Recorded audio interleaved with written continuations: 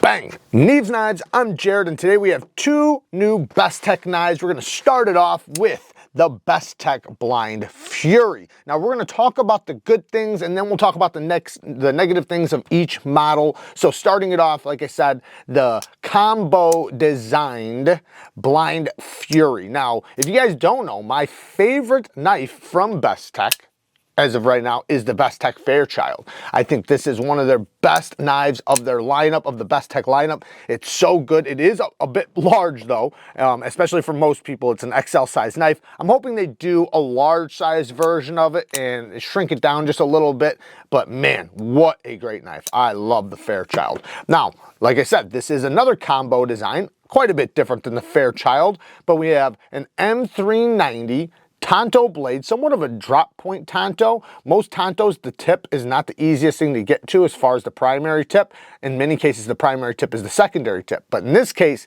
the primary tip is still the regular tip. So it's going to be easy to use that first tip. The secondary tip's not going to be the easiest to use. So like I said, the first tip's going to be the primary. Like I said, M390 steel, coated blade, but there's different color options, by the way. And we have a titanium frame lock with this shred fat carbon fiber. That's what I'm going to call it. I'm not sure if that's exactly what it is, but that's what it seems like. It's a shred carbon fiber with these beautiful colors around. Like I said, it comes in different colors. This one's blue, but it has that beautiful blue, almost like it's iced out. And it looks really good. You can see the carbon fibers, you know, all shredded up in between each color. It looks gorgeous. And it looks like a fat carbon fiber just done with shredded carbon fiber instead of regular carbon fiber. Here's an example of fat carbon fiber. And you can see it next to what looks like shred carbon fiber. Anyways, so titanium frame lock. It does have a titanium milled pocket clip that works great in and out of the pocket. Combo usually does do a good job with this titanium milled pocket clips. We have a titanium back spacer, and it has these little slits down the side that kind of look cool, that stand out.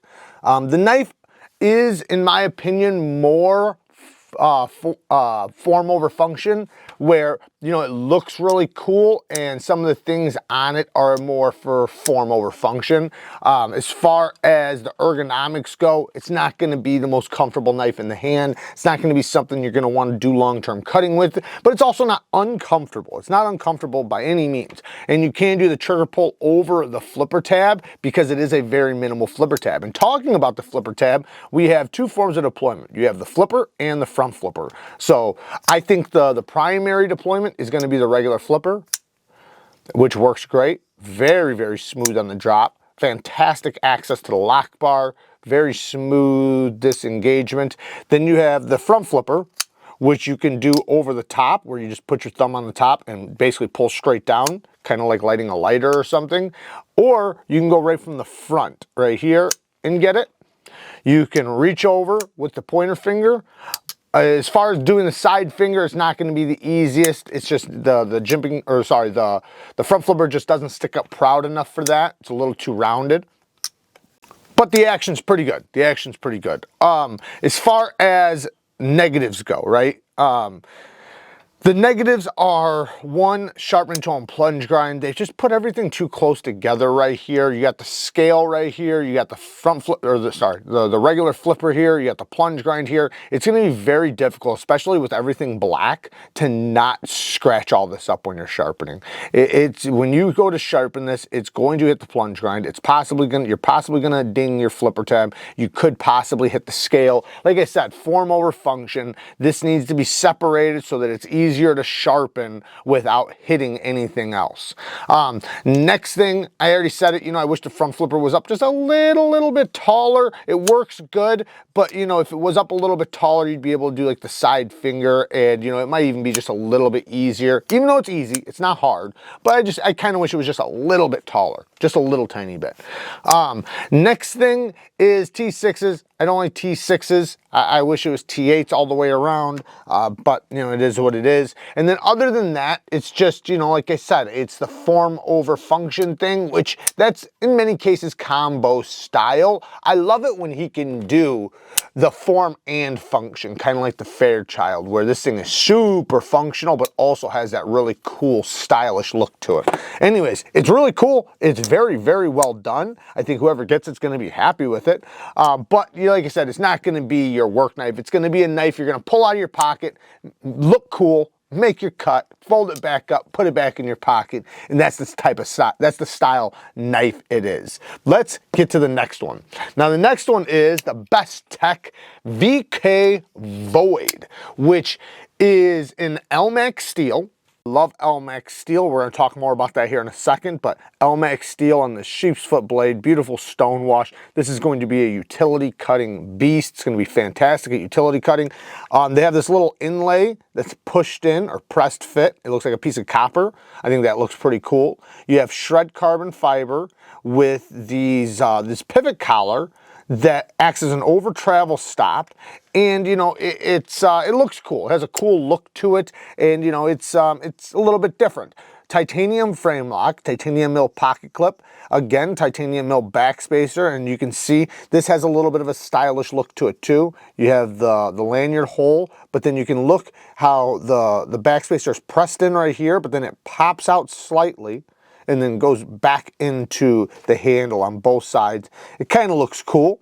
Access to the lock bar is really good, super smooth.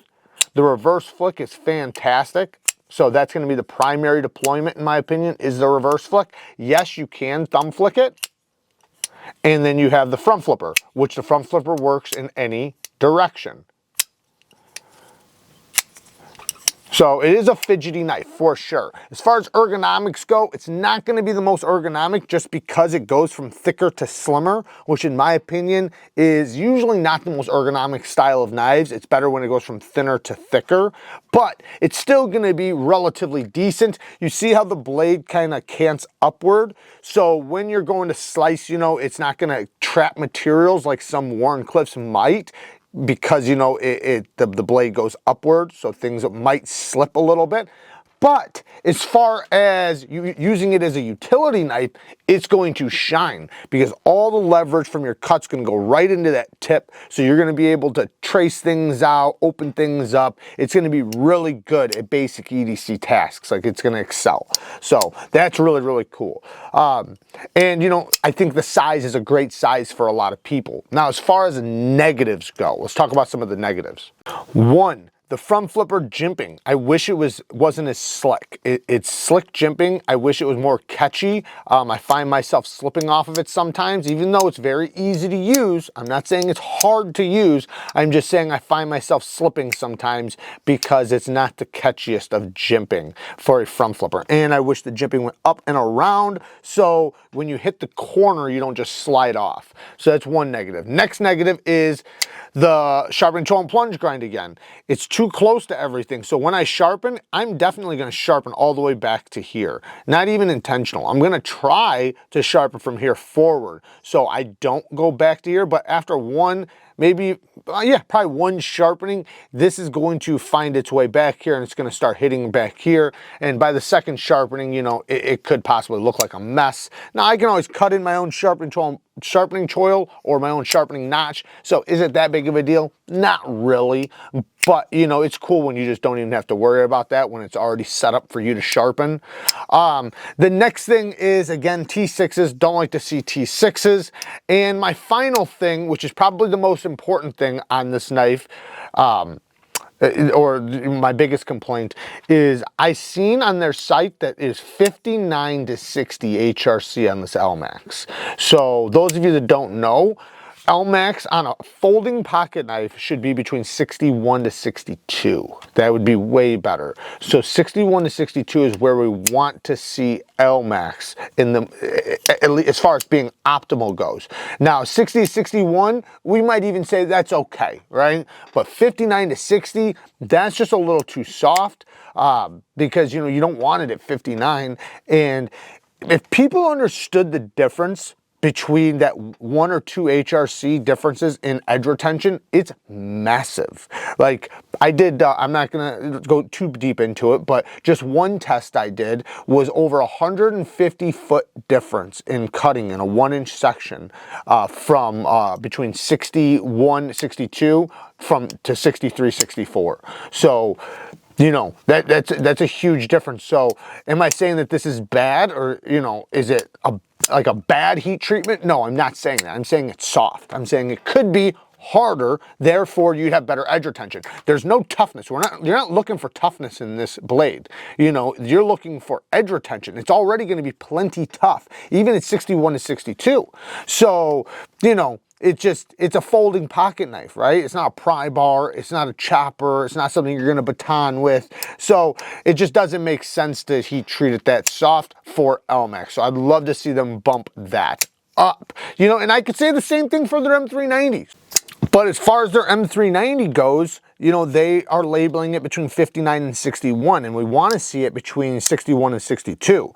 So seeing 59 to 61, that is not good. We don't want to see that. We want to see 61 to 62. You know, and I know it's not very often we see 62 HRC on M390, but that's where we want it, 61 to 62. We don't even expect 63, just 61 to 62, you know, so it winds up being 61.5, 61.8. That'd be good, you know, and also the way they do the heat treatment is going to be very important as well. But, you know, as far as the knives being cool, yeah, they got a lot of cool factor. Very, very cool. They look cool. They function good, you know, for their style of knife. And, you know, if they're your style, you don't go for them. They are cool knives. They're very well done. But just, you know the little details I mentioned are going to be there. And, you know, it's just, you know, that's the style of knife they are. So, and you know, the steels are going to be a little bit on the softer side. We always wish they'd go up a little bit higher than that. Hopefully we'll see that in the future. Until next time, peace.